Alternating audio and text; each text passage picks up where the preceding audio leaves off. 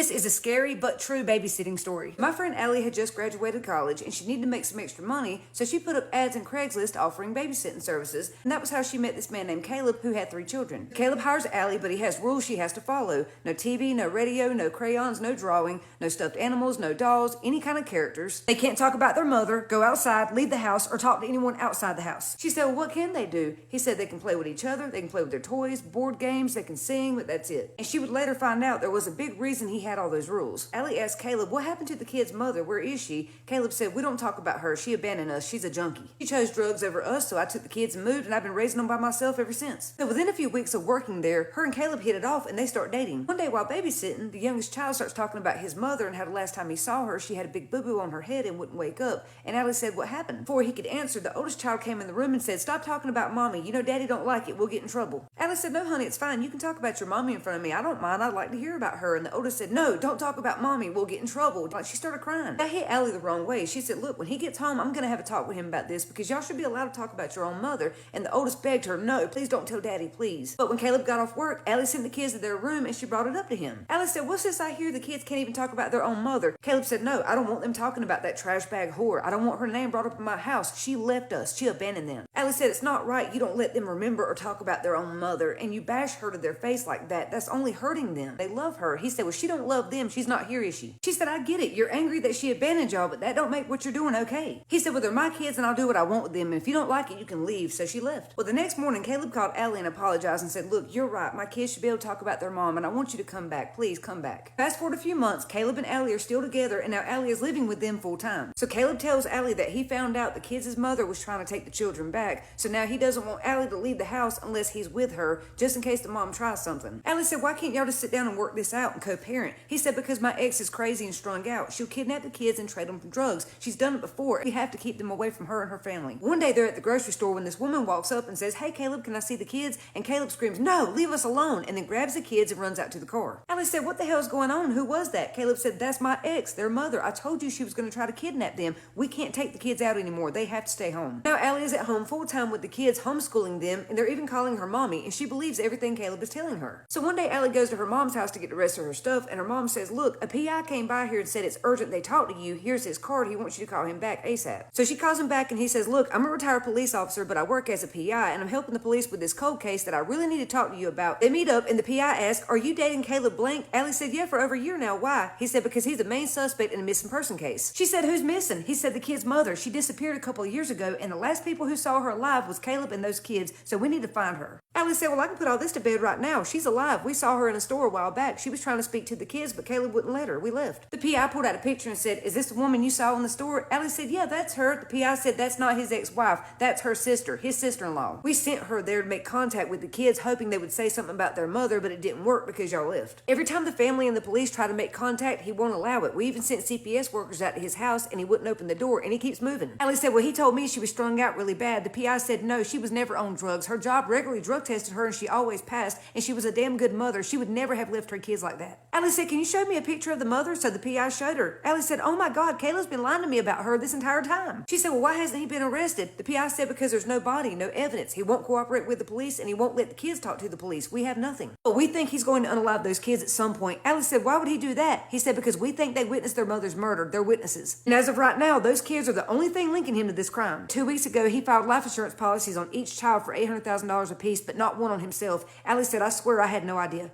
Allie said, oh my God, it makes sense. He's got a cruise planned for next month and the kids don't want to go because they can't swim. They're scared to death of water, but he's making them go anyways. I thought he was making them go because we don't have a babysitter, but this could be it. The PI said that's probably what it is. So either you need to get out or get on board and help us catch him. Allie said, I love those kids like they're my own. I got to get them babies out of there. What do you need me to do? He said, we need to talk to those kids because they might can tell us where her body is and then we'll have enough evidence to arrest him, but you're the only one he leaves alone with them, so can you make that happen? She said, yeah. He said, whatever you do when you get back home, act normal, pretend like everything's fine. Don't make him suspicious. But all she had to do was play her cards right and act normal until he went to work the next morning, and that's what she did. So while Caleb was at work, Allie let the police in the house to talk to the kids, and then they took the kids down to the station for a forensic interview. The tech gave the kids crayons and paper and said, I want you to draw me a picture of what you saw the last time you were with your mother. Where were you? What were y'all doing? The middle child said, no, we can't talk about mommy. Daddy will get mad. We'll get in trouble. The interviewer said, it's okay. You can talk about whatever you want here. It's a safe space. One of the kids drew a big blue square around a stick figure, and when the cop asked, what is that? The child child said that's mommy's blanket. It's keeping her warm because it's cold in that hole. Mama has a big boo-boo on her head. It won't stop bleeding and she can't wake up. She won't talk to us. One child even said, did anyone take mommy food? Did she have food on Thanksgiving? Who feeds mommy? How does she get food? Like, this child was very concerned about his mother eating. So the oldest child draws her mother as a stick figure in a blue barrel, and when they asked how did she get in there, she said daddy put her in the blue barrel because she was sleeping. The woman said, do you know where that barrel is? Where's your mommy? And the child said, at me, mom, papa's house.